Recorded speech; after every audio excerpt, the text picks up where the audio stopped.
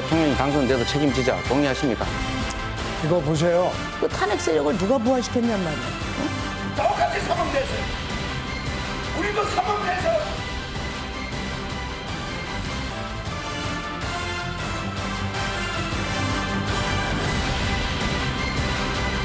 이재명 찍어서 새 세상 만들자 이렇게 해 주시겠습니까? 투표하면 바꿀 수 있습니다, 여러분. 여러분 안녕하십니까? 희망 2022 대선 특보 굿모닝 MBN 1부 시작합니다. 네, 대한민국 5년의 미래를 좌우하는 이 운명의 날이 다가왔습니다. 제20대 대통령 선거가 오늘 오전 6시부터 전국 14,464개 투표소에서 진행이 됩니다. 네, 우선 서울에 있는 투표소에 나가 있는 김태림 기자 연결해 보겠습니다. 자, 김태림 기자, 현재 상황 전해주시죠. 네, 저는 종로구에 있는 평창동 제3투표소에 나와 있습니다. 이제 투표가 시작한 지 1시간 정도 지났는데요. 투표가 시작하기 전부터 10여 명 정도의 유권자들이 줄을 서서 대기하기도 했습니다. 이른 아침이다 보니 아직은 좀 한산한 모습이지만 유권자들의 발길은 계속 이어지고 있습니다. 특히 종로는 정치 1번지로 불리는 곳으로 지난 사전투표율도 40.65%로 서울에서 가장 높았습니다. 이번 대선에서 서울시는 25개구 424개 동에서 총 선거인 수가 950만 5,700여 명에 달합니다. 앞서 있었던 사전투표에서 서울은 사전투표율이 37.2%로 전국 평균을 웃돌았습니다. 이곳 서울은 사전투표에서 이미 310만 명이 투표를 마치고도 여전히 520만 표가 주인을 기다리고 있는데요. 서울의 표심이 사실상 대권의 향배를 좌우하는 만큼 대선 주자들은 마지막까지 서울에서 유세를 계속하며 최선을 다하는 모습을 보이기도 했습니다. 지금까지 평창동 제3투표소에서 MBN 뉴스 김태림입니다. 네, 이번에는 부산으로 가보겠습니다. 네, 대선 후보들은 제각각 선거운동 기간 마지막까지 부산과 울산, 경남 그리고 PK 표심을 잡으려고 공을 들였는데요. 네, 그만큼 PK 지역의 투표율에도 관심이 쏠리고 있습니다. 네, 안진우 기자, 부산 투표 상황은 어떻습니까? 네, 저는 부산 진구청에 마련된 부암일동 제4투표소에 나와 있습니다. 이곳 부산에서도 투표가 순조롭게 진행되고 있습니다. 투표소 문이 열리기 1시간 전부터 시민들이 줄을 서 기다리는 등 소중한 한 표를 행사하려는 시민들의 발길이 계속 이어지고 있습니다. 이번 대선의 부산 지역 전체 유권자는 292만여 명, 경남은 280만여 명입니다. 앞서 시행된 사전투표에선 부산 34.25%, 경남이 35.91%의 투표율을 기록했습니다.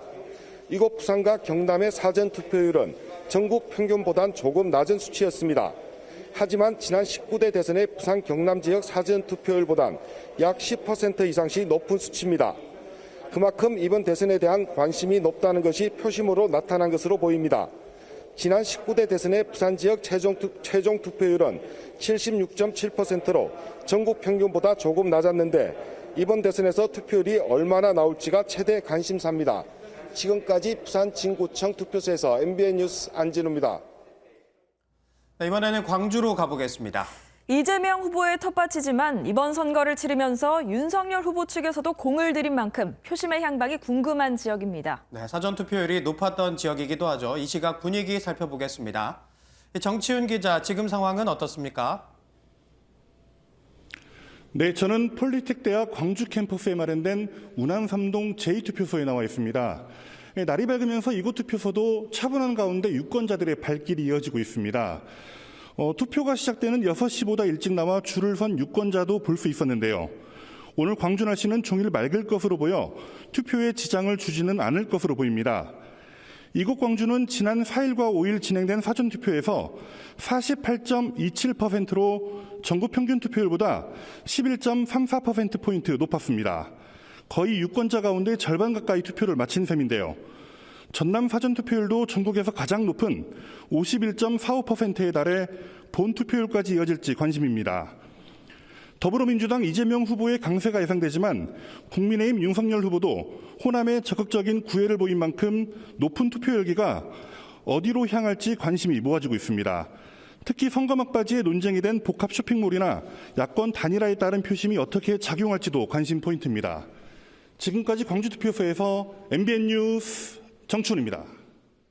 네, 이번에는 대전 연결해 보겠습니다.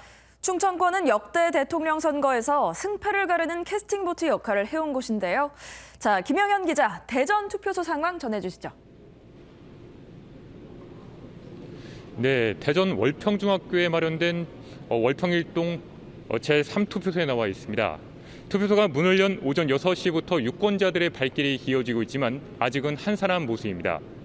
코로나19 상황으로 투표소에서는 방역도 철저히 하고 있는 모습인데요. 투표를 할 때는 반드시 마스크를 착용하고 투표소 입장 전에 발열 체크를 해야 합니다. 이번 대선에서 주요 후보들은 대전 교통망 개선과 행정수도 세종 완성 등 굵직한 충청권 발전 공약을 제시해 유권자들의 관심이 높습니다. 이런 기대감에 사전 투표율은 대전이 36.56, 세종 44.11, 충남 34.68, 충북 36.16%를 나타냈습니다. 모두 2014년 전국 단위 선거에 사전 투표가 도입된 이후 가장 높은 수치입니다. 충청권은 역대 선거에서 대선의 향배를 가르는 캐스팅 보트 역할을 해온 곳인데요. 이번 대선 역시 충청권 표심의 향배에 따라 당선자가 결정될 가능성이 높다는 분석입니다. 충청권 유권자는 468만여 명으로 지난 대선부터 호남권 유권자의 수를 앞지른 만큼 충청권 표심이 어디로 쏠릴지 관심이 모아지고 있습니다. 지금까지 대전 월평중학교 투표소에서 MBN 뉴스 김영현입니다. 선거운동 마지막 날인 어제 이재명 더불어민주당 대선 후보는 서울 광화문 유세를 끝으로 공식 선거 유세를 마무리 지었습니다. 이후 홍대 거리를 찾은 이 후보는 시민들과 일문일답을 가지며 선거운동이 가능한 자정까지 소통을 이어갔습니다. 백길종 기자가 보도합니다. 촛불처럼 보이는 휴대폰 불빛이 모여 어둠을 밝힙니다. 이재명 민주당 후보의 마지막 선거 유세에 모인 인파가 광화문 청계광장을 가득 메웠습니다. 이재명 후보는 5년 전 문재인 대통령과 마찬가지로 촛불 집회를 연상시키는 이곳 광화문에서 마지막 유세를 펼치며 지지를 호소했습니다. 1700만 촛불로 꿈꾸었던 나라, 국민 주권이 온전히 실현되는 나라, 국민이 화합하는 새 나라에서 만납시다, 여러분. 김대중 노무현 대통령이 못다 이룬 꿈을 이루겠다며 노 전 대통령의 광고 영상에 쓰였던 노래 상록수를 재창하기도 했습니다. 하루 종일 서울, 경기, 인천 곳곳에서 막판 유세에 나선 이 후보는 국정에 연습은 없다며 인물론을 내세웠습니다. 연습을 해야 되는 초보 아마추어가 아니라 준비된 역량 있는 프로가 국가 경영을 맡아야 됩니다. 준비된 대통령 후보 이재명이라고 생각하시면 이웃 중에 한 명이라도 더 설득해달라며 마지막까지 결집을 당부하기도 했습니다. 청계광장 유세를 마친 뒤 이 후보는 유세 차량에서 내려와 시민들과 직접 소통했습니다. N번방 사건을 폭로한 추적단 불꽃 출신 박지연 디지털 성범죄 근절특별위원장을 책임지고 지켜달라는 시민의 요청에 박 위원장을 불러 마이크를 건네주며 여성 표심을 공략하기도 했습니다. MBN 뉴스 백길종입니다. 윤석열 국민의힘 대선 후보는 어제 하루 동안 제주와 부산, 대구와 대전, 서울까지 훑는 한반도 종주 강행군을 펼쳤습니다. 서울 청계광장에서 마무리 유세를 한 이재명 후보에 맞서 시청광장에서 마무리 유세를 한 윤 후보는 국민만 바라보는 정직한 대통령이 되겠다며 마지막 한 표를 호소했습니다. 박자은 기자가 취재했습니다. 윤석열 후보의 피날레 유세가 펼쳐진 서울시청광장에 3만여 명이 몰렸습니다. 유승민 전 의원과 안철수 국민의당 대표, 이준석 대표와 원희룡 정책본부장까지 연단에 오르며 국민의힘 원팀 유세가 이뤄졌습니다. 이제 스타디움에 들어왔습니다, 여러분. 여러분의 응원과 압도적 지지로 이제 내일 결승선을 1등으로 끊게 도와주십시오, 여러분. 국민 여러분과 함께 이 나라 제대로 한번 바꿔보겠습니다. 한 줄 메시지로 정권 교체를 외친 윤 후보는 국민만 바라보는 정직한 대통령이 되겠다고 강조했고 서울 건대 입구와 강남역 거리로 이동해 2030 청년층 표심 공약도 마무리했습니다. 지난해 11월 국민의힘 대통령 공식 후보 선출 이후 4달 남짓 선거운동에 전념해온 윤석열 국민의힘 대선 후보는 자정까지 이곳 강남역 거리에서 유세를 하며 피날레를 장식했습니다. 앞서 제주, 부산, 대구, 대전 순으로 국토 종단을 하며 민주당 심판론을 펼친 윤 후보는 당선되면 민주당이 180석의 힘으로 탄핵시키려 한다며 국민이 지켜달라고 호소했습니다. 저를 탄핵을 칠 수도 있다고 떠들고 다닙니다. 저는 하라면 하라 이겁니다. 저에게는 가장 막강한 정치적 지지 세력이 있습니다. 바로 국민 아닙니까, 여러분?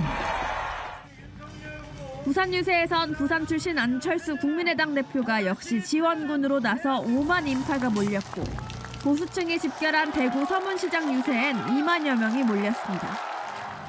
MBN 뉴스 박지환입니다. 심상정 정의당 대선 후보는 공식 선거운동 마지막 날 서울 대학가를 순회하며 2030 표심 공약에 집중했습니다. 양당 후보 사이에 남은 건 심상정뿐이라며 소신 투표를 부탁했습니다. 이현재 기자가 보도합니다. 심상정 정의당 후보는 서울 노원구에서 출근 인사를 하며 선거운동 마지막 날을 시작했습니다. 점심시간을 맞아 고려대 인근에서 첫 유세를 시작했는데 열심히 해도 기회가 좁은 건 청년들 탓이 아니다라며 청년층에게 지지를 호소했습니다. 여러분들이 게으르거나 여러분들이 유능하지 않아서 생긴 문제가 아닙니다. 35년 극단적인 불평등 정치가 여러분들의 미래를 뺏어버린 거예요, 여러분. 이후 한양대 유세에서는 심상정만이 청년과 사회적 약자의 편에서 기득권에 맞서 불평등을 바꿀 수 있다며 목소리를 높였습니다. 오후 5시쯤 이화여대 앞에서 5년 전에는 모든 후보들이 페미니스트를 자처했는데 지금은 심상정만 페미니스트 후보라고 말했습니다. 심상정 후보는 2030 세대가 밀집한 이곳 홍대 거리에서 마지막 연설대에 올라 이번 선거로 양당 독점 정치를 끝내달라며 소신 투표를 부탁했습니다. 양당 정치를 끝내고 다당제 연합 정치를 만들 수 있는 제3지대의 대안으로서의 자격을 가진 정당 감히 정의당이라고 저는 자신 있게 말씀드립니다, 여러분. 심 후보는 홍대 거리와 연남동 일대에서 도보 유세를 이어가며 공식 선거운동을 마친 직후 충남 태안 보건의료원에 마련된 고은호 소방관의 빈소에 조문했습니다. MBN 뉴스 이현지입니다.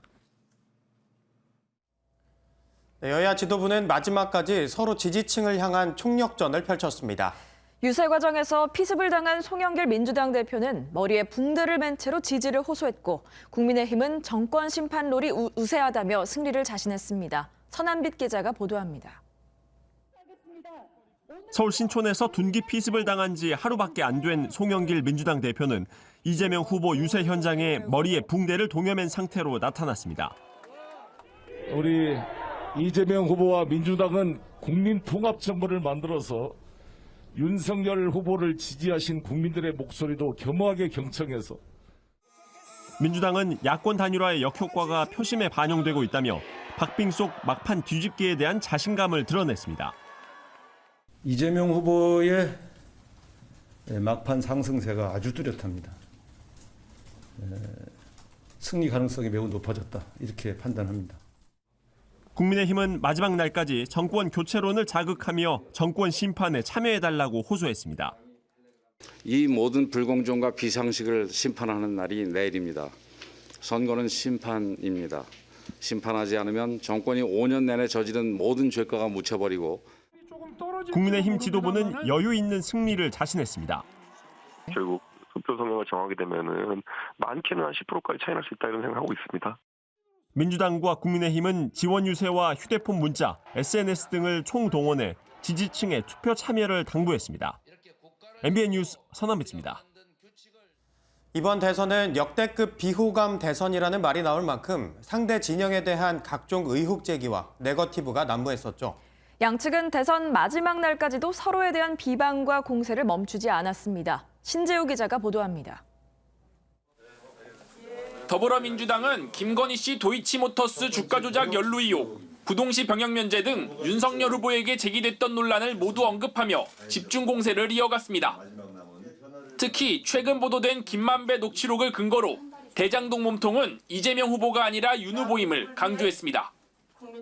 대장동의 뿌리인 부산저축은행 대출 비리를 덮어준 몸통이 결국 윤석열 후보였다는 사실이 만찬화에 드러났습니다. 김만배 음성 파일 내용과 정확히 일치합니다. 국민의힘은 녹취록 등장인물이 보도한 언론사의 전문위원인데다 대선 직전 갑자기 공개된 것이 의심스럽다며 저급한 마타도어라고 깎아내렸습니다. 오히려 김만배 녹취록 관련 기사 댓글 중 윤 후보에게 부정적인 댓글에 비정상적으로 많은 공감이 달리는 조작 의혹 사례가 포착됐다고 밝혔습니다. 커뮤니티 내에서 유사한 패턴을 단 하나라도 발견한다면 생각보다 집단적으로 사이버상에서 여론을 호도하기 위한 지능적인 움직임이 있었다까지 결론이 날 수 있습니다. 노웅래 더불어민주당 의원은 자신의 SNS에 아이를 낳은 이재명 후보의 사진과 함께 자녀가 없는 윤 후보 부부를 비하하는 듯한 내용의 게시물을 공유했습니다. 논란이 커지자 노 의원은 해킹을 당한 것 같다며 게시물을 삭제하고 경찰 수사를 의뢰했지만 이준석 국민의힘 대표는 윤 후보가 꼭 이겨서 가족과 행복하게 지내는 사진으로 반격하겠다고 응수했습니다. MBN 뉴스 신재우입니다. 네, 제20대 대통령 선거 본투표가 조금 전인 오전 6시부터 전국 14,464개 투표소에서 일제히 시작됐습니다. 네, 현재 투표가 1시간 정도 지났는데요. 중앙선거관리위원회에 나가 있는 취재기자 연결해서 자세한 내용 알아보겠습니다. 정태진 기자, 전국 투표 상황 전해주시죠. 네, 저는 지금 경기도 과천 중앙선거관리위원회에 나와 있습니다. 이곳에는 쉴 새 없이 전국 투표율이 집계되고 있습니다. 제20대 대통령 선거 본투표가 시작된 지 1시간 정도가 지났는데 투표는 순조롭게 진행되고 있습니다. 오전 7시 기준 전국 투표율은 2.1%로 집계됐습니다. 지난 4일과 5일 사전 투표율은 36.93%로 역대 최고치를 기록한 가운데 최종 투표율이 지난 15대 대선 80.7% 이후 25년 만에 80%를 넘을지 주목됩니다. 확진 격리자 투표도 진행되는 만큼 개표 시작은 이전 대선보다는 조금 늦은 오후 8시쯤 시작될 것으로 보이는데요. 내일 새벽 1시를 전후로 당선자 윤곽이 나올 것으로 보입니다. 자, 지금 얘기해 준 것처럼 일반 유권자는 물론 확진자 투표가 함께 진행이 되고 있는데요. 유의사항도 한번 짚어주시죠. 네, 일반 유권자는 오전 6시부터 오후 6시까지, 확진 격리 유권자는 오후 6시부터 오후 7시 반까지 투표할 수 있습니다. 현재 재택치료 등 확진 유권자는 88만 명 정도로 추정되고 있는데요. 확진자의 경우 오후 5시 50분부터 외출할 수 있고 이동 시 도보나 자차를 이용하셔야 됩니다. 대중교통 이용은 금지됩니다. 투표하러 가실 때는 주민등록증이나 여권 등 신분증을 꼭 지참하셔야 합니다. 기표소 안에서 투표지를 촬영하면 처벌될 수 있으니 유의하셔야겠습니다. 한편 선관위는 지난 사전투표 때 대구에서 투표용지를 발급받은 뒤 투표하지 않고 귀가한 것이 입증되는 유권자 6명에 대해서는 본투표를 허용하기로 했습니다. 저희 MB는 오늘 하루 종일 신속하고 정확한 투표 상황을 전해드릴 예정입니다. 오전 11시 희망 2022년 대선 특보와 오후 6시부터 시작하는 MBN 종합뉴스, 오후 7시부터는 MBN 희망 2022 개표 방송을 함께해 주시길 바랍니다. 지금까지 중앙선관위에서 MBN 뉴스 정태진입니다. 확진자 사전투표 부실관리 논란이 불거진 지 사흘 만에 노정희 중앙선거관리위원장이 어제 공식으로 사과했습니다. 오늘 본투표는 불편함 없이 관리하겠다고 밝혔는데 거취를 묻는 취재진들의 질문엔 답하지 않았습니다. 이상엽 기자가 보도합니다. 노정희 중앙선거관리위원장이 대국민 담화를 통해 사전투표 부실 관리에 대해 사과했습니다. 부실 논란이 제기된 지 사흘 만입니다. 사전투표 관리와 관련하여 미흡한 준비로 혼란과 불편을 끼친 점에 대해 위원장으로서 책임을 통감하며 국민 여러분께 진심으로 사과의 말씀을 드립니다. 노 위원장은 본투표에는 유권자들의 참정권 행사에 문제가 없도록 철저히 준비하겠다고 밝혔습니다. 특히 코로나 확진자나 격리자는 일반 유권자의 투표가 끝나는 오후 6시부터 7시 30분까지 투표할 수 있다며 양해를 부탁했습니다. 노 위원장은 여야 정치권의 사퇴 요구에 대해서는 답하지 않고 자리를 떠났습니다. 50명 투표 전에 해야 한다는 목소리가 나오거든요. 입장 있을까요? 선관위는 본투표를 자신했지만 선거 당일 140만 명에 달하는 코로나 격리자가 90분 내 차질 없이 투표를 마칠 수 있을지 우려가 나오고 있습니다. MBN 뉴스 이상엽입니다. 이 선거 때마다 아리송한 게 바로 투표 인증샷을 찍어서 SNS에 올려도 되는지, 된다면 어떻게 찍어야 하는지입니다. 무심코 투표 인증샷을 찍었다간 형사처벌 대상이 될 수도 있는데요. 올바른 투표 인증샷 찍는 법, 서영수 기자가 설명해드립니다. 가수 K-윌 씨는 사전투표일인 지난 4일 자신의 SNS에 기표소 안에서 투표용지를 찍은 투표 인증샷을 올렸습니다. 가수 김재중 씨도 투표용지를 찍은 사진을 올렸다가 삭제했습니다. 두 사람 모두 투표소에서 투표용지를 찍은 게 문제가 됐습니다. 현행법은 기표소 안에서 투표지를 촬영하는 행위를 금지하고 있습니다. 어길 경우 2년 이하의 징역 또는 400만 원 이하의 벌금에 처해집니다. 실제 지난 21대 총선 당시 기표소에서 투표지를 촬영해 지인에게 카카오톡으로 전송했다가 벌금 50만 원의 유죄 판결을 받은 사례도 있습니다. 이번 대선에서도 사전투표 후 투표지를 촬영해 공개한 유권자들이 잇따라 검찰에 고발된 상태입니다. 공직선거법에서는 선거의 공정성을 보장하기 위해서 투표 용지를 촬영하는 것을 금지하고 있고, 선관위는 투표소 내 질서 유지를 위해서 투표소 안에서의 촬영을 금지하고, 이처럼 투표소 내부 촬영은 엄격히 금지되는 반면 투표소 밖에서 투표를 인증하는 사진은 폭넓게 허용됩니다. 엄지를 들어 올리거나 V자 같은 숫자를 상징하는 손가락 표시도 얼마든지 가능합니다. 지지하는 후보자의 선거 벽보를 배경으로 사진을 찍거나 인증샷을 다른 사람에게 전송하는 것 역시 허용됩니다. MBN 뉴스 서영수입니다.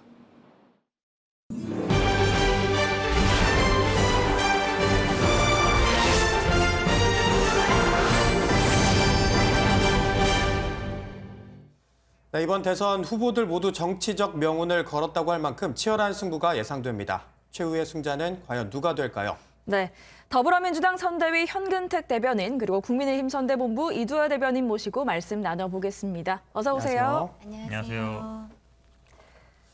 네, 먼저 이 후보들이 어제 유세를 마무리를 했는데요. 먼저 후보들도 그렇고 정당도 그렇고 여기 계시는 두 분도 정말 고생이 많으셨습니다. 이 최선을 모두 다 하셨을 거고 이제 결과를 기다려야 할 텐데 냉정하게 먼저 판세 어떻게 보고 계신지 말씀해 주시죠. 굉장히 어려운 질문입니다. 당내에 있다 보니까 아마 당내에서 저희 당 입장을 얘기할 수밖에 없는데요. 그러니까 이 처음에 이제 이 깜깜이 어쨌든 이제 여론조사 금지 기간 들어가기 전에 약간 박빙 저희들이 열세라고 봤는데 그 이후에 이제 단일화 역풍이라든지 그다음에 2030 여성들의 어떤 집결이라든지 이런 걸 보면서 저희 선거 중반에는 저희들이 좀 막 역전하지 않았나 보고 있고 결국은 투표율이 저희들이 좀 높으면은 사전 투표율이 보여줬거든요. 투표율이 최종적으로 지난번 투표율보다 높으면 저희들이 뭐 수치는 정확히 말씀 못 드리겠습니다만 박빙의 차이로 이길 수 있다 이렇게 보고 있습니다. 네. 이두하 대변인께서는 어떻게 보고 계십니까? 어제 보면 그 각 당의 선대본부 지도부들, 책임자들이 여러 가지 발언을 쏟아내는데요. 그 부분 보면 뭐 우상호 본부장, 민주당에서는 또 우리 쪽에서는 국민의힘엔 이준석 대표나 권영세 본부장이 뭐 여러 말씀을 하셨습니다. 근데 이 부분을 주목해야 되는 게 이제 각 당에서는 여론조사 공표 금지 기간에도 사실 여론조사는 계속됩니다. 네. 공표가 금지될 뿐이지. 네. 민주당에서는 민주연구원, 저희는 뭐 여연에서 계속 조사를 하니까 그 지도부는 그걸 받아보니까 수치가 내리에 다 남아있거든요. 숫자가. 내리에 남아있으니까 지금 하는 발언들이 일부분은 그게 반영이 될 수밖에 없지 전혀 관계없는 수치를 얘기하진 못하세요. 솔직히요. 근데 민주당은 계속 지금 현 대변인 말씀하신 것처럼 뭐 한 3%, 뭐 1%, 3% 이런 얘기를 많이 하시면서 이제 박빙 우세다 이런 얘기를 하시는데 저희는 저희는 조금 더 수치를 많이 얘기하시는 것 같습니다. 그래서 좀 더 저희는 우세에 있다고 생각을 하고요. 단일화 순풍이 불었다고 생각하고 있는데요.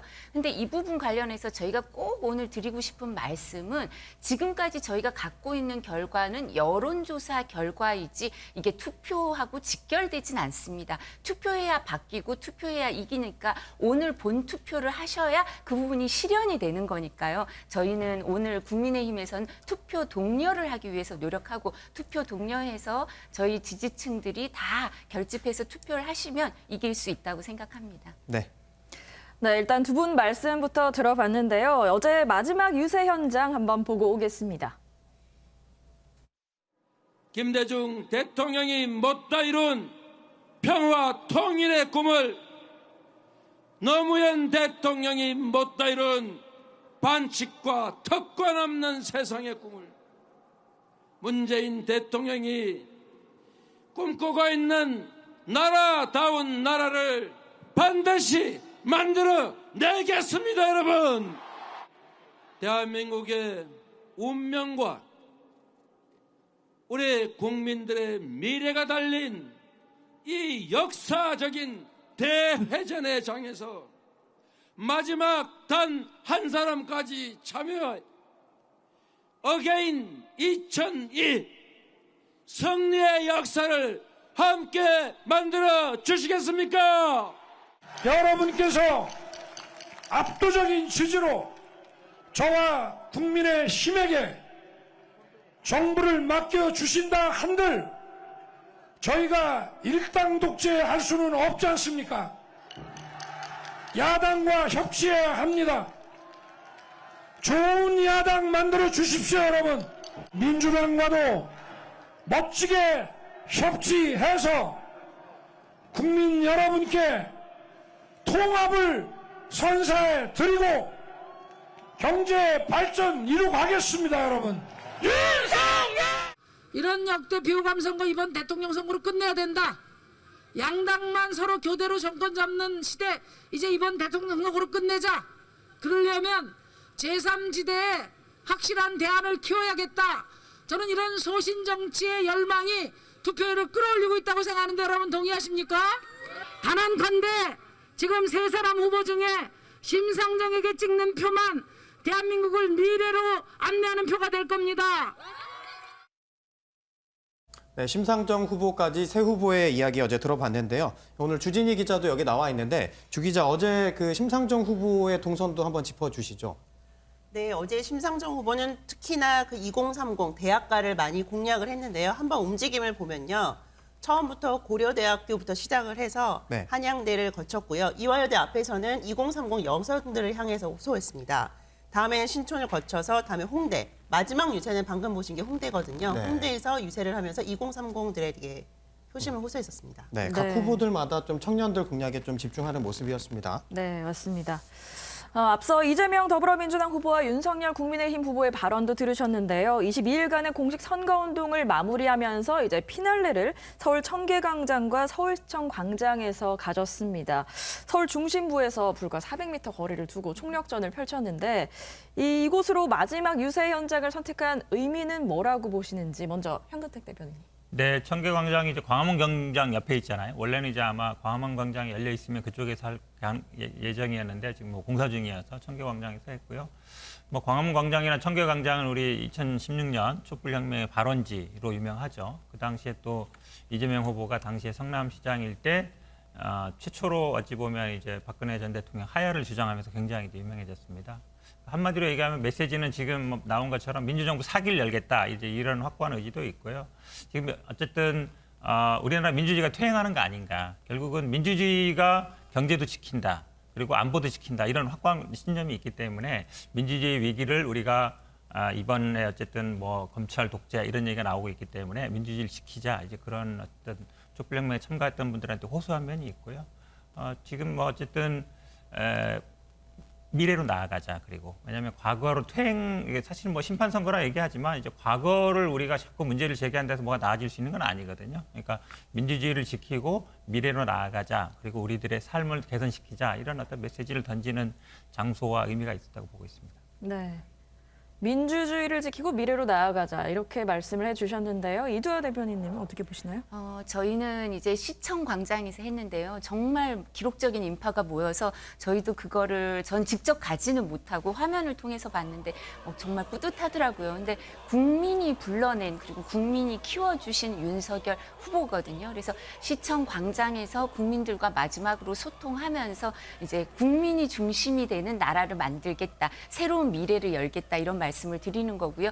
어제 사실 윤석열 후보는 제주부터 시작했어요. 그래서 국토를 종단을 했는데요. 어제 날씨가 따뜻했잖아요. 특히 이제 제주도도 아주 남단이니까 따뜻했었나 봐요. 그래서 그 계절적인 봄 소식뿐만 아니라 나라에도 국민들 마음속에도 봄을 제주도부터 쭉 끌고 와서 서울까지 해서 새로운 시대를 열어가겠다 이런 모습을 보여줬고요.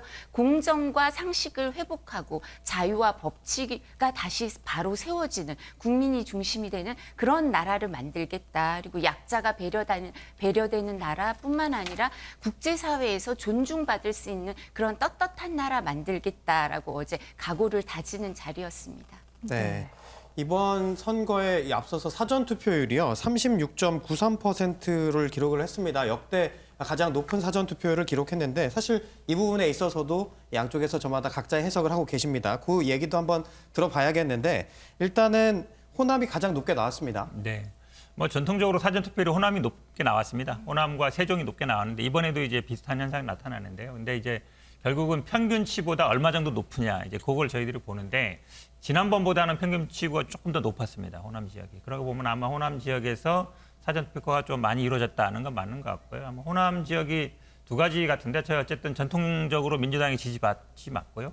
그 전에 보면은 지난번 대선에도 그렇고 뭐 총선 때도 그렇고 그러니까 안철수 후보 국민의당 지지가 많이 나왔습니다. 지난번 대선 기억하시는 분들 있겠지만 안철수 후보가 20대 초반 얻었는데 30%까지도 얻은 적이 있었거든요. 그렇게 본다 그러면 안철수 후보의 단일화에 대한 실망한 표 이런 표들이 아마 좀 민주당 쪽으로 많이 몰리지 않았냐 이렇게 보고 있지만 근데 최종적으로는 사실은 뭐 사전투표만으로 하는 건 아니지 않습니까? 네. 본투표까지 해야 되는 거기 때문에 네. 사전투표의 뭐 이 수치상만 가지고 유불리를 따지기는 좀 쉽지 않은 상황이라고 보고 있습니다. 네. 반면 이 대구라든지요 부산 지역 같은 경우는 사실 뭐 보수 지역의 텃밭이라고 불리기도 하는데 상대적으로 평균보다 낮았거든요. 이두하 대표님 어떻게 해석하고 계십니까? 저희가 사실 사전투표 독려를 참 많이 했습니다. 그래서 지도부도 사전투표를 하시고요. 그러니까 뭐 이준석 대표도 사전투표를 했고 무엇보다도 윤석열 후보도 부산에서 사전투표를 하셨거든요. 그리고 김건희 대표도 서울에서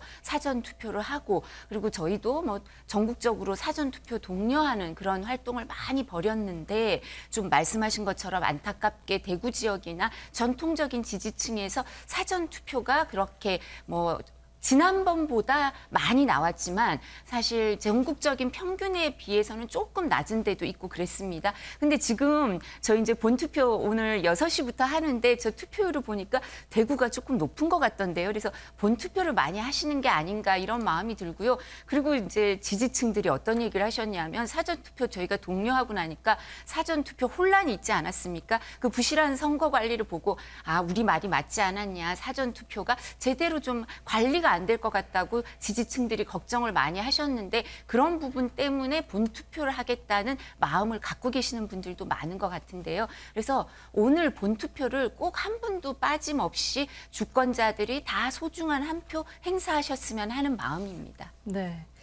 마침 그 언급을 하셔서 짚고 넘어가겠는데요. 선관위가 코로나19 확진자와 격리자들의 사전투표 과정에서 이제 부실 관리를 한 게 논란이 됐습니다. 이것도 본투표에 영향을 줄 수 있을 거라고 보시나요? 일단은 뭐 정부 여당 입장에서는 좋은 소식은 아닙니다. 당연히 좋은 소식은 아니고요. 근데 선관위 조직의 특징이 아시겠지만 헌법기관이고 독립기관입니다. 그러니까 중앙선관위원장은 대법관이 하고, 그다음 시도 선관위원장은 지방법원장이 하고, 그다음 각 시군구 그 선관위원장은 부장판사가 하게 돼 있습니다. 어찌 보면 이제 법관들이 중심이 되는데, 근데 이분들이 특징이 비상임입니다. 상근하는 게 아니거든요. 그러니까 판사 일을 하면서 어찌 보면 부수적으로 하는 일이다 보니까 실무는 이제 사무처장, 사무국장들이 하고 있거든요. 그러니까 책임은 사실은 장이 지는 게 맞잖아요. 근데 실무는 다 이제 사무국, 사무처에서 하고 있어서 이런 구조가 좀 이번 화를 부르지 않았나 저는 개인적으로는 그렇게 보고 있습니다. 근데 어쨌든 뭐 정부 여당 입장에서는 좋은 소식은 아니지만 그래도 좀 아쉬운 면이 있어요. 사과가 일단 너무 늦었고 그리고 이게 대해서 사실 책임지겠다 하거든요. 그러니까 사과가 사실 그날 바로 나왔어야 됩니다. 육성 사과가 나왔어야 되는데 서면만 이렇게 보내더라고요. 국민들 입장에서는 이 사전투표 내 표가 어떻게 되는지 모르는 상황인데 책임자라는 분은 지금 3, 4일 지나서야 이제 사과를 하고 또 기자들이 그럼 나중에 어떻게 할 거냐 물었을 때 뭐 책임지겠습니다. 아니면 국민의 판단을 받겠습니다든지 아니면 뭐 합당한 처신을 하겠습니다 해야 되는데 아무 말도 안 하잖아요. 그러면 아니, 당장 여야 다 책임지라고 하고 있는데 아무 말도 안 하고 있으니까 이게 저는 뭐 이해는 좀 갑니다. 왜 그러냐면 판사하신 분들의 특징이 그래요. 언론이라든지 아니면 뭐 이런 브리핑이라든지 기자회견을 한 적이 없거든요. 그러다 보니까 익숙치 않은 거죠. 그건 알겠는데 그래도 이런 엄중한 시기에 좀 선관위의 대처가 좀 미흡했다 이렇게 보고 있습니다. 네. 이두라 대변인님은 이게 충분했다고 보시는지요, 사과가? 저희 선관위 역사가 60년이 넘었습니다. 그리고 말씀하신 것처럼 헌법상 독립기구기도 하고요. 역사가 그렇게 오래되고 각국에서 선거 시스템을 배우기 위해서 우리나라에 연수도 많이 오고 이런 지경이었거든요. 근데 이렇게 되면 저는 선관위 역사가 몇십 년을 후퇴한 게 아닌가 그런 생각을 할 수밖에 없고요. 물론 지금 선거관리위원회에 있는 여러 그 공무원들 정말 고생 많이 하시는 거 알고요. 뭐 이렇게 아마 업무도 과중하고 지금 본투표에 만전을 귀하기 위해서 노력은 하실 텐데 부실한 선거 관리 또 무능한 모습에 대해서는 반드시 책임지는 모습이 있어야 될 것 같습니다. 중앙선관위원장은 5부 요인 중에 한 명입니다. 그래서 항상 관행적으로 대법관 중에 가장 선임이 이 역할을 맡아왔었는데요. 지금 김명수 대법원장 체계에서는 왜 하필이면 가장 연소하고 경력이 짧은 대법관 중에 한 명을 추천했는지 모르겠고요. 그리고 또 이분이 지금 현근택 대변인이 인정하시는 것처럼 여당에서조차 적절한 처신을 보이지 못하고 있다고 비판을 받고 있습니다. 당일날 그 사전투표 정도면 비상근이라 하더라도 책임지는 자세로 사전투표 자리하는 날은 출근을 하셨어야 하거든요. 그리고 출근을 못하시면 출근 못해서 죄송했다. 그리고 책임지는 모습을 보였는데 이런 부분으로 국민들이 전 국민적인 불신이 있을 수밖에 없습니다. 그래서 대한변협에서도 3월 6일 날 성명서를 내서 무능한 선관위, 부실한 선거 관리는 정말 전 국민적인 불신을 불러일으키고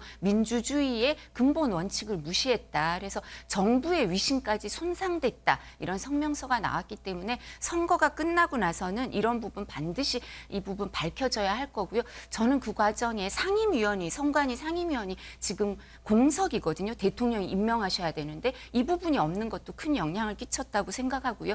선관위 사무총장이 항의하러 간 야당 의원들한테 난동을 피우는 국민들이 뭐 이런 얘기를 했는데 참정권을 행사하는 국민들은 항의를 하고 따질 수는 있지만 난동을 피웠다는 말을 선관위 직원들한테 들을 필요는 없습니다. 그러니까 국민이 주인이라고 생각 안 하시는 거거든요. 국민이 주인 되기 위해서 국민은 오늘 본투표에서 정말 제대로 주권자로서 표를 행사해서 이런 부분까지 책임을 지우는 심판 선거를 하셔야 합니다. 네. 아무래도 이 부분에 있어서는요, 사실 이 선거가 끝난 이후에도 여야 모두 이의 제기를 한다든지 문제를 남을 소지가 있어 보입니다. 저희가 이 얘기는 잠시 후에 다시 더 이야기하도록 하고요. 두 분 말씀은 여기까지 듣고 잠시 후에 다시 찾아뵙도록 하겠습니다. 네, 이어서 투표율 상황 한번 알아보겠습니다. 네.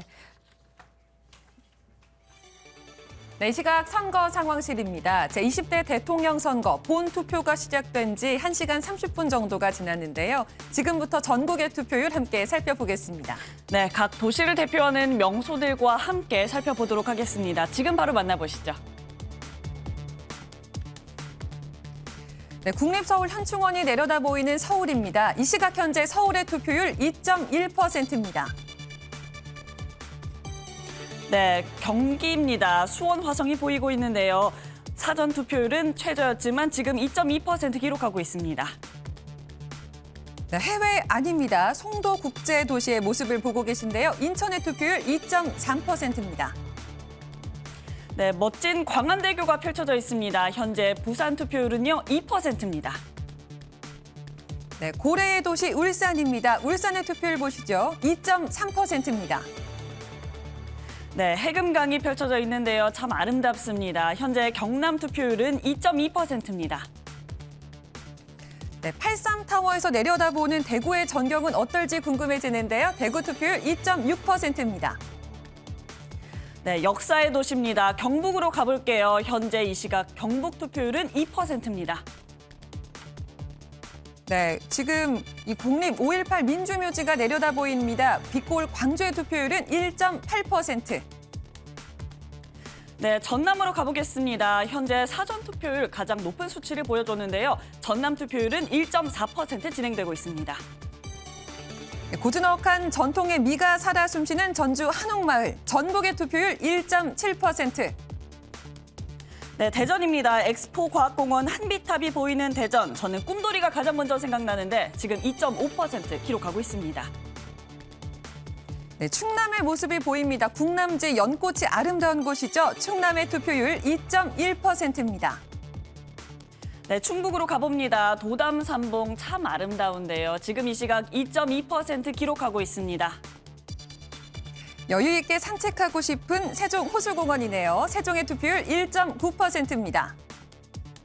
네, 강원으로 떠나봅니다. 바다를 가로지르는 출렁다리 아슬아슬하죠. 지금 이 시각 강원 투표율 2%입니다. 네, 자연이 만들어낸 걸작입니다. 서귀포 주상절리, 제주의 투표율은 2.3%입니다. 네, 지금 이 시각 전국 투표율 알아봅니다. 과연 청와대로 향할 후보 누가 될까요? 지금 이 시각 2.2% 진행되고 있습니다. 네, 지금까지 각 지역별 명소와 함께 투표율을 살펴봤는데요. 오늘 투표 몇 시까지라고요? 네, 6시까지입니다. 그리고 코로나19에 확진되신 분들이나 격리하시는 분들은 오후 6시부터 7시 반까지 투표하시면 되겠습니다. 지금까지 선거 상황실이었습니다.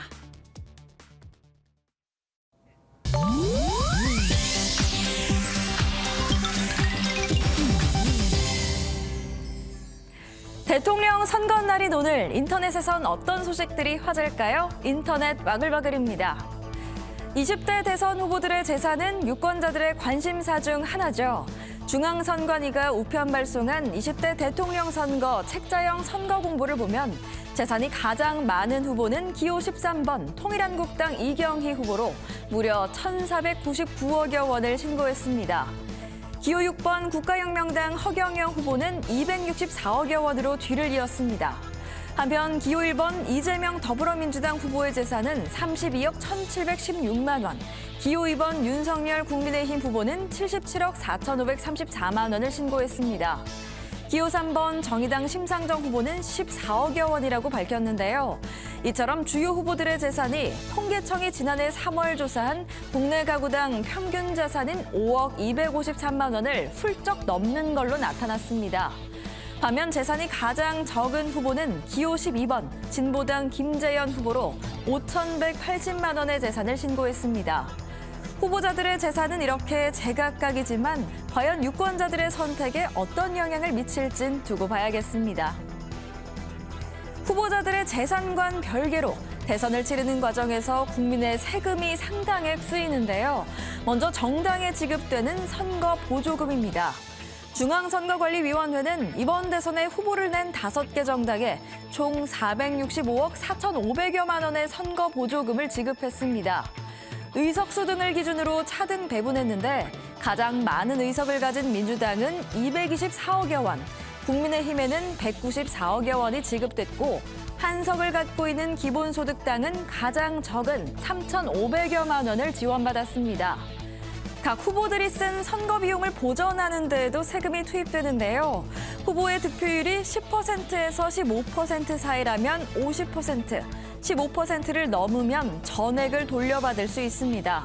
다만 후보자 간 형평성을 위해 이번 선거 기준 한 명당 최대 513억 900만 원까지 쓸 수 있습니다.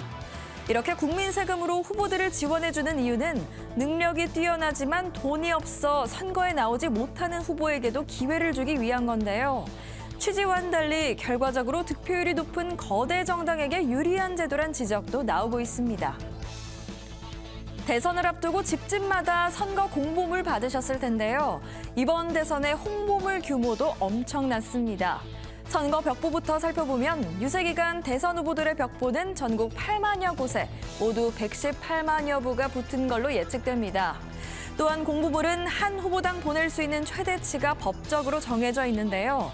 이번 대선에서 각 후보별로 보낸 공보 수량은 대략 2,500만 부 정도로 예측됐습니다. 만약 이렇게 인쇄된 벽보와 공보를 세로 방향으로 쭉 연결하면 그 길이가 무려 94,500km, 지구를 2.4바퀴 감쌀 수 있는 길이라는데 문제는 이게 선거 후엔 전부 쓰레기가 된다는 거죠. 코로나 시국인 만큼 투표하면서 일회용 장갑도 많이 쓰이기 때문에 대선 이후에 쏟아져 나올 쓰레기의 양은 정말 어마어마할 걸로 보이는데요. 여기에 폐기 과정에서 예상되는 환경오염까지. 기후위기가 현실이 된 상황에서 우리 지구의 미래까지 생각하는 선거 문화가 빨리 정착돼야겠습니다. 인터넷 와글와글이었습니다.